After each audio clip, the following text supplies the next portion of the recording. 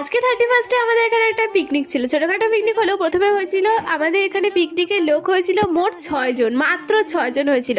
মানে 6 জনটাও মানে বাড়ির লোক মিলে 4-5 জন এরকমভাবে হয়েছিল। তারপরে মোট করতে করতে 20 জন লোক হয়ে গেছে, মানে ভাবাই যায়নি, বুঝতে পারলে। রাস্তাতে কিন্তু পিকনিকটা হয়েছিল, তাই ভীষণ মজা হচ্ছিল। প্রথমে তো বললামই আমি ছাদ পরিষ্কার করেছিলাম, কিন্তু ছাদে পিকনিক হয়নি।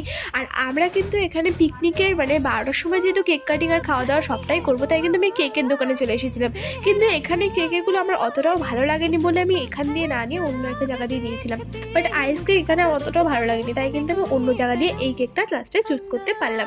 দেখো, আমরা যতবার জন্মদিন করি ততবারই দেখি বাজে বাজে কেকগুলো থাকে, কিন্তু এই কেকটা আমার বেশ পছন্দই হয়েছিল। আর আমরা কিন্তু মানে প্রথম রাত জাগছি, কোনো দিনও কিন্তু জাগিনি। আর পিকনিকটা করবো, পিকনিকটা সবসময় এরকম দিনে করি, কিন্তু এই রাত জাগছিটা প্রথমে বেশ মজা হচ্ছিল, বুঝতে পারলে।